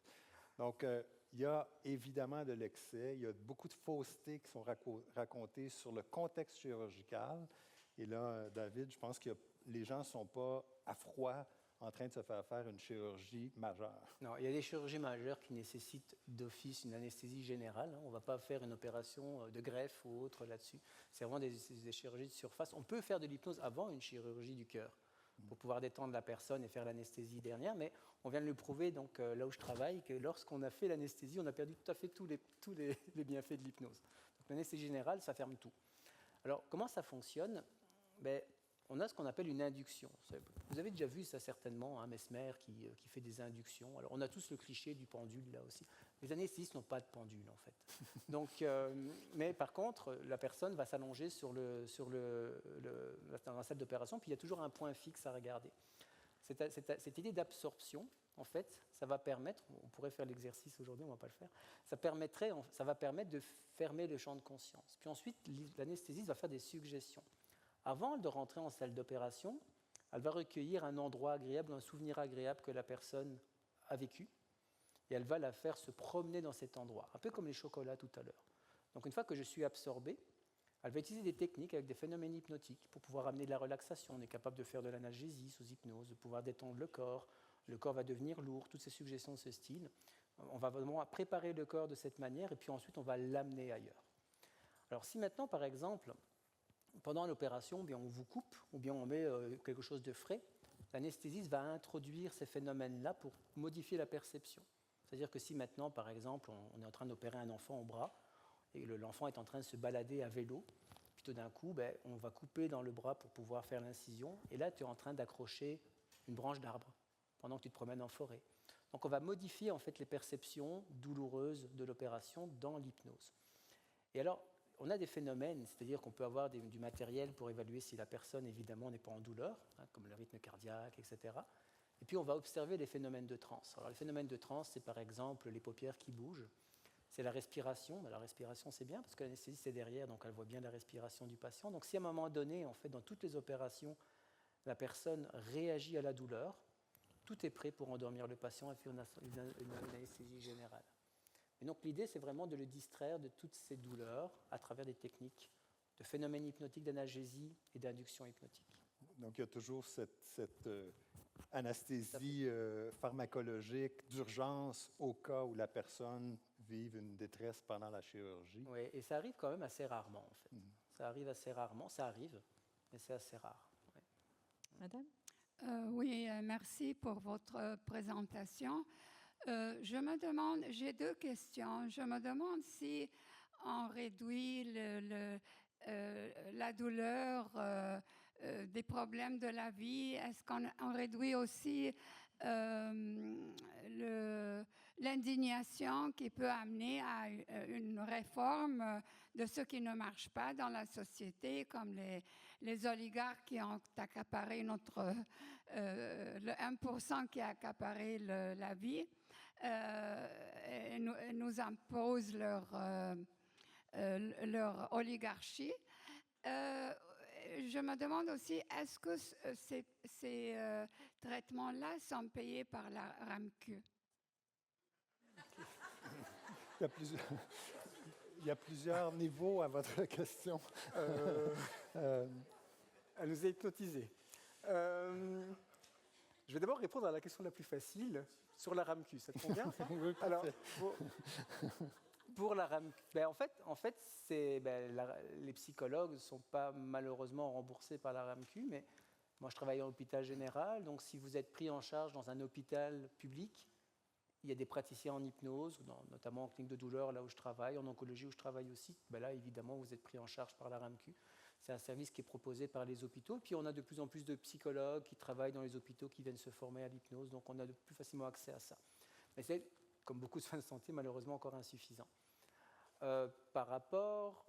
je sais pas, Je pense que la plupart des assurances privées aussi incluent un volet de traitement psychologique. Donc, oui, pour mais un ce n'est pas, certain pas un pourcentage, remboursement de l'hypnose, c'est un non. remboursement de la consultation, que ce soit psychologique ou autre. Par rapport à la première partie. Pour la première partie, je pense qu'on Ouais, on invitera un sociologue ou ouais, c'est ça, ouais. un philosophe. On va passer en face. OK. Il y a eu beaucoup d'études aussi sur le cerveau avec la méditation dans le traitement de la douleur aussi. C'est à peu près la même chose que ce qu'on a vu là, ici, mais est-ce qu'il y a eu une comparaison aussi qui s'est faite avec des patients qui ont été traités avec la méditation pleine conscience, avec la méthode de Gabazine ou avec l'auto-hypnose? Est-ce que ça s'est fait ailleurs dans le monde? Moi, je ne suis pas au courant d'études qui ont comparé directement les deux approches, mais je suis beaucoup en contact aussi avec les réseaux de chercheurs en neurosciences qui s'intéressent à la méditation. Comme je vous disais en introduction, il n'y a pas une forme de méditation, il y en a des dizaines et des dizaines et des dizaines que l'on connaît. Il y en a sans doute beaucoup d'autres. Puis les études en neurosciences, en fait, vont de plus en plus aborder la question en décomposant les différents aspects ou les différentes dimensions ciblées dans une forme de méditation. Donc, par exemple, la focalisation, l'absorption mentale, c'est quelque chose qu'on retrouve qui est très présent en hypnose, mais c'est aussi une technique qui est utilisée dans beaucoup de formes de méditation, au moins chez les novices ou en début de séance. Donc, souvent, c'est la focalisation sur la respiration, qu'on fixe un point sur le mur ou sur sa respiration. Ce n'est pas le même phénomène que l'on fixe, mais il y a un ancrage de l'attention. Donc, ce phénomène-là d'ancrage de l'attention, qu'on le fasse sous hypnose, en méditation ou ce qu'on appelle le flow, qui est un terme très populaire en psychologie aussi, d'absorption dans une tâche qui mobilise toutes nos ressources, c'est quelque chose donc, qui s'appuie sur des réseaux cérébraux qui sont impliqués dans la régulation de l'attention. Donc, la comparaison, pour moi, se fait plus en décomposant les aspects de la pratique qui relèvent de la relaxation, de l'absorption ou de l'attention. Ensuite, tous les processus qui sont sollicités dans les méditations compassion, par exemple. Bien, la méditation compassion implique une relation à l'autre. Alors, évidemment, les réseaux cérébraux qui vont être sollicités par ce type de méditation-là ne sont pas les mêmes que la méditation qui s'appuie sur la répétition d'un mantra, par exemple. Donc, vous voyez, il faut vraiment décomposer. Sur l'efficacité clinique, l'hypnose, à ce jour, est beaucoup plus convaincante. Les données probantes sur l'efficacité de l'hypnose en douleur aiguë et douleur chronique sont beaucoup plus solides, mais il y a eu aussi beaucoup plus d'études. Donc, il faut se demander maintenant quel type de méditation serait la plus adaptée au type de douleur que vous rencontrez. Parce qu'il y a des méditations qui sont vraiment axées sur la douleur persistante, justement, pour le traitement, qui ne sont pas la même chose que la méditation bienveillance et empathie. On va passer peut-être aux prochaines questions parce qu'on est vraiment nombreux.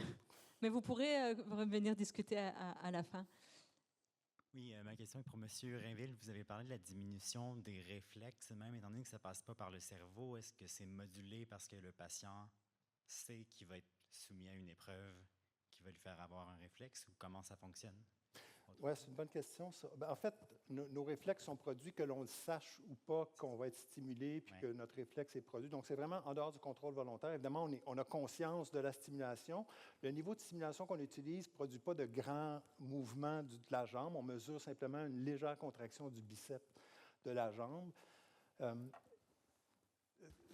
Votre question est intéressante. Je n'ai pas de réponse peut-être qu'on sait pas encore comment définitive, mais notre intérêt à analyser l'activité du cerveau pendant que le sujet entend les suggestions et anticipe la douleur, vise justement à essayer d'explorer quels sont les mécanismes qui sont mobilisés en amont de la douleur pour déclencher, parce que vraisemblablement, effectivement, il faut que le mécanisme analgésique soit déclenché avant que le stimulus arrive, parce que l'influx nerveux n'a pas le temps de passer de la cheville au cerveau puis de revenir vers la moelle épinière.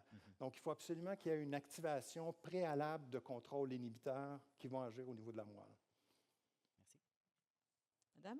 Bonsoir. Je voulais savoir, selon vous, pourquoi au Québec, ce n'est pas davantage utilisé dans le milieu médical? C'est ma première question. Ma deuxième question, je voulais savoir, au niveau de la formation du personnel de santé, justement au Québec ou principalement, si l'hypnose n'est pas, est-ce qu'elle est enseignée dans les facultés de médecine ou de dentisterie, par exemple, ou autres? Et aussi, au Québec, il existe des formations pour le commun des mortels en hypnothérapie. Et résultat, il y a florilège d'hypnothérapeutes en tout genre qui proposent des espèces d'approches presque magiques de 3 séances et vous n'avez plus aucun problème d'addiction, parce que vous parliez d'addiction, mais en tout cas, c'est souvent ce qui est présenté comme étant une indication. Donc voilà, ma question c'est, pour résumer, pourquoi on ne l'utilise pas plus dans le milieu médical au Québec? Comment sont formés les professionnels du domaine de la santé au Québec? Et voilà, et comment peut-être faire pour éviter que justement des personnes qui ne sont pas du milieu de la santé pratiquent et risquent de peut-être créer des dommages. Merci. J'adore votre question. D'abord, il y a encore une méconnaissance, mais il y a encore une méconnaissance quand même de l'hypnose malgré tout au Québec. Puis, vous savez, en hypnoanesthésie, par exemple, les protocoles d'anesthésie sont différents ici qu'en Belgique et en France. C'est-à-dire qu'en Belgique, par exemple, c'est les anesthésistes qui sont constamment dans la salle d'opération. En France, vous avez les infirmiers en anesthésie. Puis ici, les anesthésistes changent de salle. Et on a les inhalothérapeutes, donc, qui sont constamment présents. Donc, l'intérêt qu'on a, et puis on est en train de travailler là-dessus, c'est de former les personnes qui sont constamment au chevet du patient, parce que c'est ceux qui vont accompagner. L'anesthésiste ne peut pas dire « excusez-moi, restez dans votre hypnose, je vais dans une autre salle, je reviens ». Donc, il y a vraiment des choses comme ça à travailler. Mais pour vous dire, j'ai donné une conférence à l'AAQ, qui est l'association d'anesthésie. On a donné une conférence à l'association d'anesthésie. Puis là, il y en a plein qui sont inscrits dans les formations. Donc, ça commence à se développer. C'est ça notre envie, en fait, ici, à Pierre et moi. Au niveau de la formation, effectivement, on est en train d'essayer de définir un projet. On a défini un projet de formation universitaire. En France, ça existe. Jean-Marc Benayem, qui est un ami à moi, a développé une première formation universitaire à Paris. Et en France, maintenant, je ne sais pas combien il y a de formations, il y en a quand même pas mal. Et on a vraiment utilisé ce modèle-là pour le développer ici, en Belgique, au Québec, je ne sais plus où j'habite.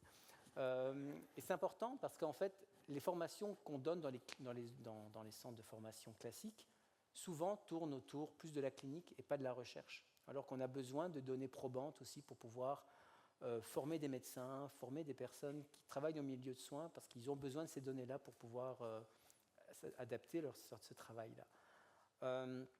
Et ça serait la réponse à la question 3.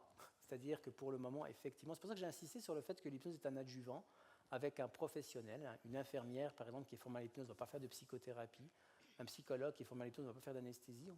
Donc, on a besoin, en fait, d'utiliser cet outil avec la profession. Puis les écoles que vous mentionnez ne forment pas des professionnels. Ils forment des monsieur, madame, tout le monde. Et donc, c'est un danger, effectivement. Et puis, pour la question du trauma qui avait été posée tout à l'heure, effectivement, c'est un risque. Si maintenant, je me retrouve face à un patient complètement dissocié, qu'est-ce que je fais? Je n'ai pas la formation pour le gérer. Donc, la réponse que j'ai, c'est la SQH, par exemple, la Société québécoise d'hypnose, qui est une société dont je suis formateur, d'ailleurs. On forme uniquement, pour le moment, les médecins, les dentistes et les psychologues. On forme les infirmières aussi. Et on va commencer à développer peut-être des formations à venir pour former les inhalothérapeutes ou d'autres personnes qui ont un ordre professionnel, pour pas que ces personnes aillent se former dans ces écoles-là. Et puis on veut aussi qu'il y ait ce côté scientifique à l'université pour attirer les gens et donner plus de crédibilité en fait à l'hypnose. À ce moment-là, on n'a pas de contrôle sur ces écoles malheureusement. Mais pour vous rassurer, en Europe, c'est pire encore. Donc, il y a beaucoup d'écoles de ce style qui existent malheureusement. Mais ici, il y en a quand même quelques-unes, effectivement. Nos collègues français disent que la moitié des Français essaient d'hypnotiser l'autre moitié des Français. Madame, on va passer à la prochaine. Ils viennent au Québec. On va passer à la prochaine question. Et messieurs, je pense que je vais vous demander d'être un petit peu plus synthétique. Bonsoir, j'ai 2 questions. La première, est-ce qu'il y a eu des études comparatives sur les structures thalamiques et hypothalamiques des ISRS, les antidépresseurs at large, versus l'hypnose? Et la deuxième question, on parle beaucoup de la crise des opioïdes aux États-Unis et on sait qu'une certaine partie de ces personnes-là, c'est du post-opératoire avec une médication prolongée. Je me demandais, est-ce qu'il y a une crise semblable en Europe? Est-ce que, si elle est moindre, est-ce que c'est lié au fait que l'hypnose agit en post-opératoire aussi? Merci. Bonne question. Je ne suis pas au courant d'études qui ont comparé directement la pharmacologie pour la dépression puis l'hypnose.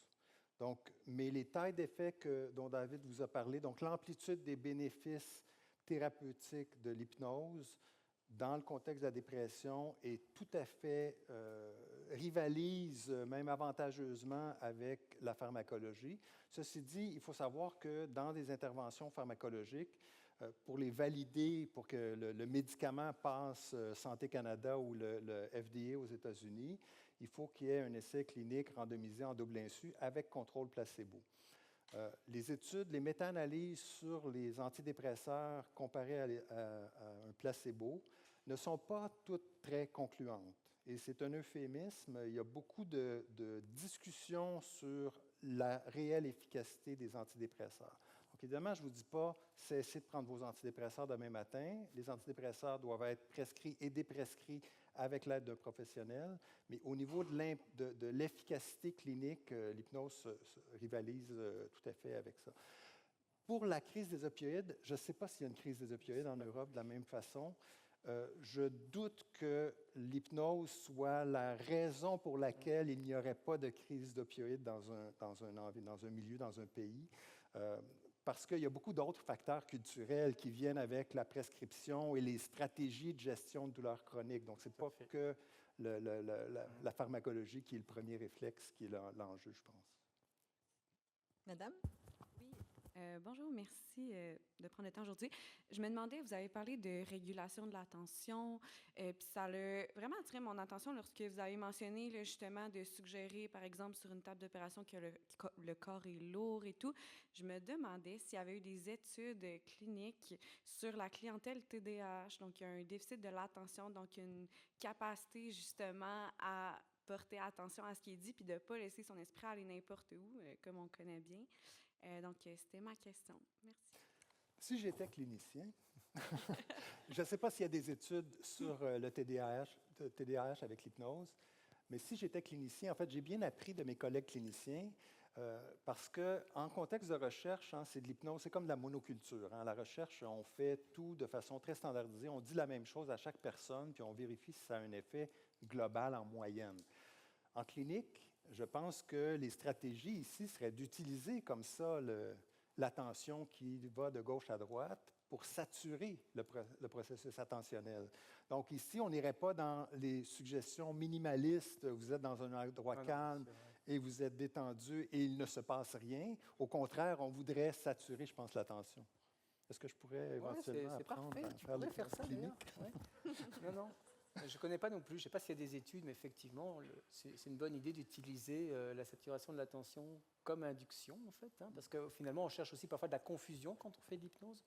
Si je regarde un point fixe, ma vision va se brouiller, donc ça va me créer une certaine confusion. Donc on pourrait utiliser. Je ne travaille pas avec les gens qui ont des TDAH, mais on peut utiliser ces techniques-là, effectivement, avec ce type de population. Mais je n'ai pas de réponse sur les études, malheureusement. Un projet de recherche vient de naître. À vous. Vous avez parlé, en fait, de l'hypnose pour traiter les douleurs chroniques ou l'anesthésie, par exemple, dans une chirurgie, mais pour un accouchement. Est-ce que vous avez des études qui parlent de ça? Et puis, est-ce que l'auto-hypnose en amont est efficace? En fait, vous avez... Oui. Mais il y a des études, effectivement, on a même fait une méta-analyse qui portait justement, il y a une méta-analyse qui a été publiée d'ailleurs par notre équipe sur les effets de l'hypnose en salle d'accouchement à différents niveaux. Et parmi les niveaux, effectivement, il y a la préparation à l'accouchement via l'entraînement à l'auto-hypnose. Alors, il y a plein de modèles qui existent. On peut même impliquer le mari qui va accompagner, c'est comme ça que moi je fais personnellement, utiliser le mari qui va accompagner sa femme. Donc il y a plein de modèles existants. Il y a beaucoup de stratégies qui existent à ce sujet. Ouais. Okay. Ben, en fait, vous avez parlé pendant une anesthésie, par exemple, on est dans un état de relaxation, de focus. Puis dans un accouchement, on n'est pas du tout en tout cas, à mon avis, je n'ai pas accouché encore, là, mais on n'est pas en relaxation. Donc je me demandais un peu comment ça se passe. Ah oui, OK. Il faudrait faire une conférence là-dessus complète, en fait. Je me posais la même question, puis je me souvenais de mon accouchement, puis je me demandais vraiment... Mais en fait, l'intérêt, c'est d'introduire dans les suggestions hypnotiques ce que la femme est en train de vivre, en fait. un type d'exemple, si maintenant vous avez une contraction, mais imaginez que c'est une vague. Donc on va transformer, en fait, un peu comme mon canard tout à l'heure, j'aime beaucoup mon canard, hein, on va transformer les phénomènes, en fait. Et puis, une autre technique intéressante aussi, mais j'en donne quelques-unes comme ça, c'est de projeter la naissance, c'est de préparer à la naissance. C'est-à-dire qu'avant l'accouchement, on va préparer la personne en visualisant l'accouchement, en visualisant le bébé. Et donc, on peut utiliser ces phénomènes-là pendant l'accouchement. Alors évidemment, elle ne va pas dormir parce que sinon, ça ne va pas marcher, mais c'est vraiment de l'accompagnement. Et c'est pour ça que je forme les conjoints, moi personnellement, parce que je ne suis pas là, pour qu'ils l'accompagnent grâce à des techniques de ce style, en fait. Puis la focalisation de l'attention ici n'est pas pour éloigner l'attention du phénomène de l'accouchement lui-même, mais pour focaliser l'attention sur l'interprétation la plus positive du phénomène. Tout à fait. Je vais juste m'insérer dans la file pour poser ma question. Moi, j'aimerais savoir pourquoi certaines personnes sont plus susceptibles d'être hypnotisées que d'autres. Est-ce que vous avez des réponses, des hypothèses? La recherche en psychologie s'est intéressée à cette question-là depuis au moins 100 ans, avec très peu de réponses concluantes. C'est-à-dire qu'on a testé le quotient intellectuel, la propension ou les capacités attentionnelles. Et en général, on trouve, ou les traits de personnalité, hein, les Big Five, les grands traits de personnalité en psychologie, et il n'y a pas de prédiction très claire, il n'y a pas d'association très claire avec les caractéristiques psychologiques classiques, sauf pour peut-être justement les échelles d'absorption. Donc, la capacité de s'absorber. Et ces échelles d'absorption vont vous demander, par exemple, de marquer jusqu'à quel point vous sentez que vous prenez part à la représentation au théâtre, quand vous regardez un film, dans quelle mesure vous entrez dans l'action et vous oubliez tout le reste autour. Donc, cette capacité-là de s'intégrer dans son imaginaire, donc de s'investir dans un imaginaire puis oublier tout le reste. Donc, c'est une forme de dissociation, mais en bonne santé, une dissociation saine. Ça serait un prédicteur. Mais pour les autres, on en trouve très peu. Il y a eu même quelques études en génétique ces dernières années avec des résultats qui ne sont pas très concluants, qui suggèrent peut-être certaines associations avec des gènes qui sont impliqués dans le métabolisme de certains neurotransmetteurs associés justement à la régulation de l'attention, mais les associations sont en général plutôt faibles. Merci. Madame? Bonsoir, super présentation, merci beaucoup. 2 petites questions. Vous avez changé votre voix tout à l'heure en simulant une hypnose. Est-ce que la voix et le ton ont un rôle à jouer? Puis de quelle façon est-ce que ça joue?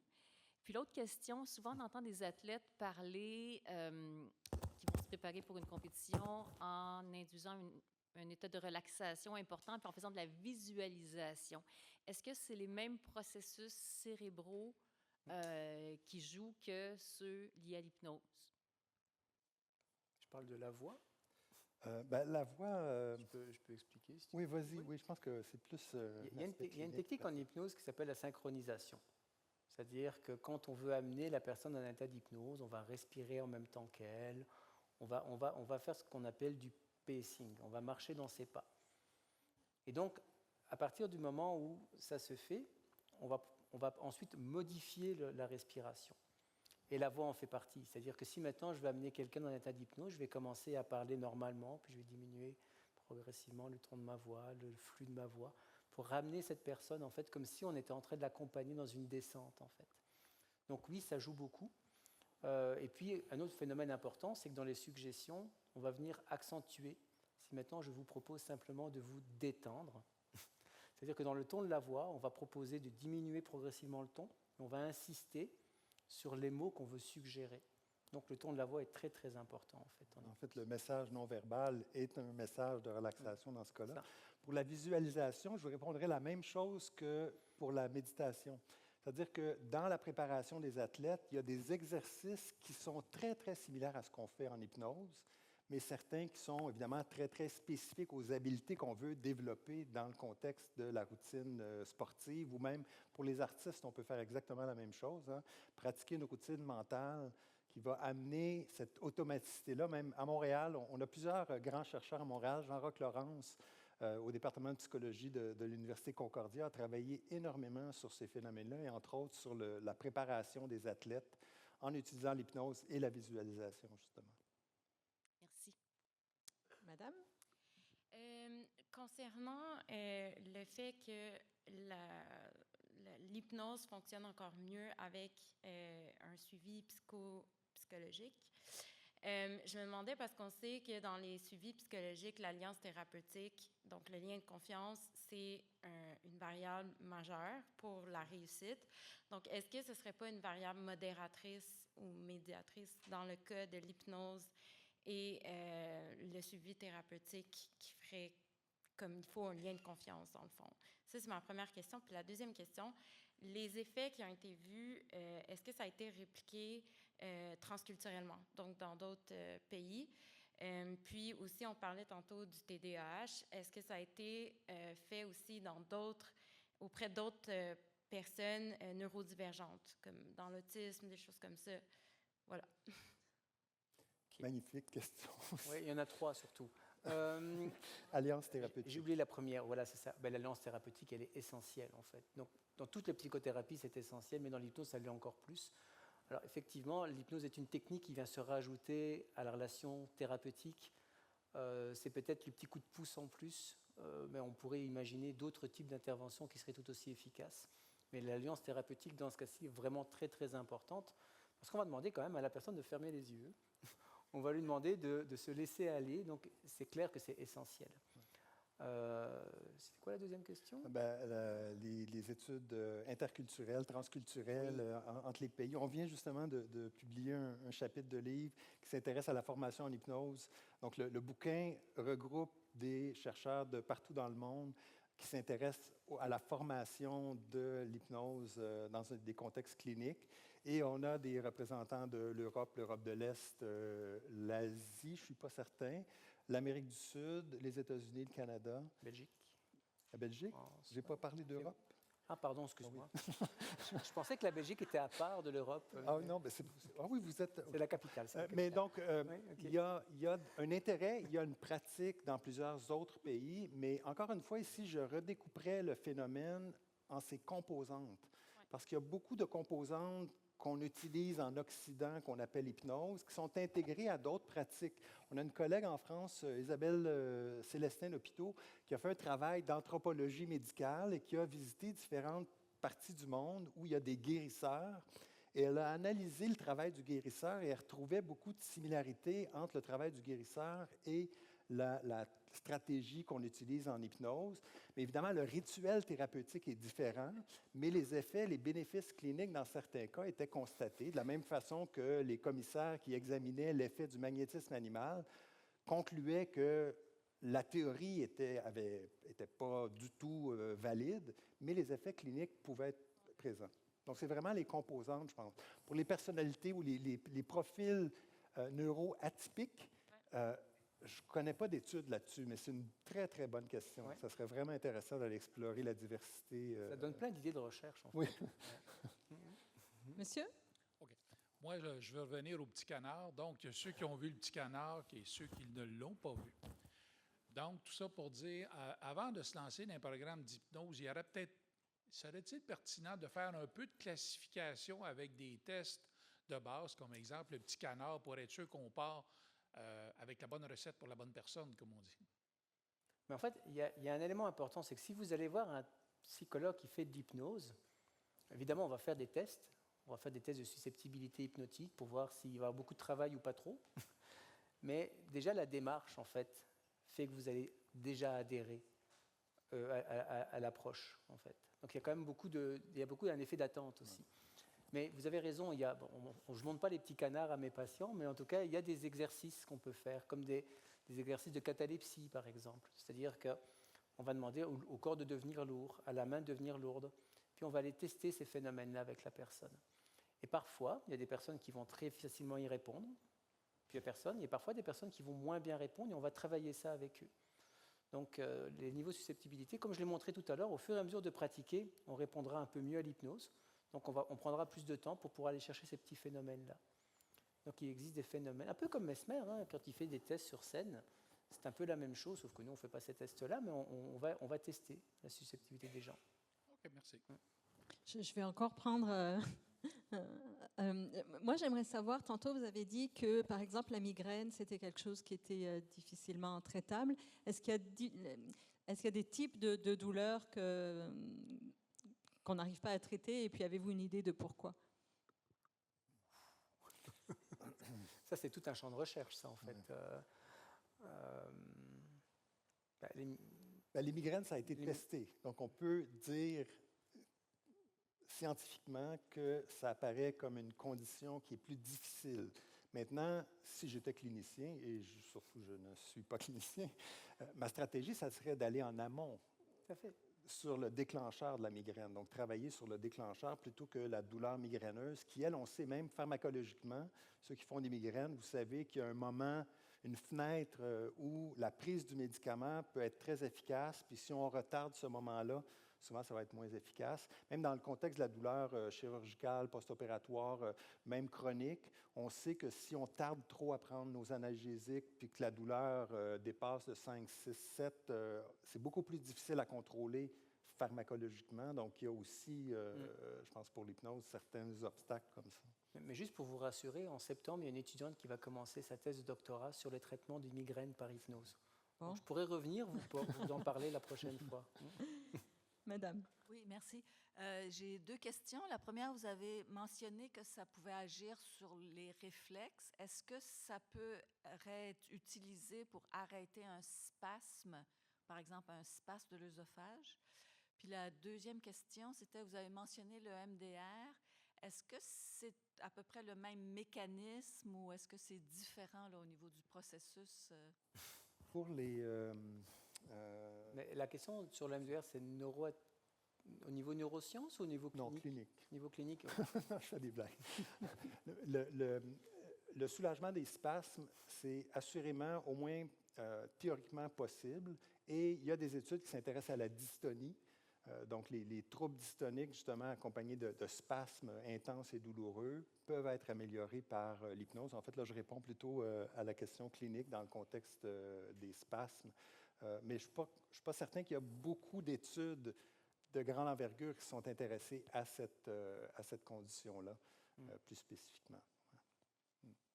Pour le MDR... Pouvez-vous expliquer MDR?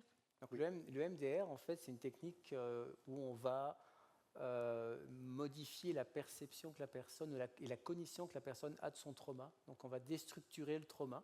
C'est-à-dire que le traumatisme a un impact sur l'émotion. Il y a des images qui sont associées au trauma, sur les cognitions. Qu'est-ce que je dis de moi par rapport au trauma? Et donc, on va vraiment déstructurer cela, et puis on va progressivement dissocier, entre guillemets, la personne de son traumatisme.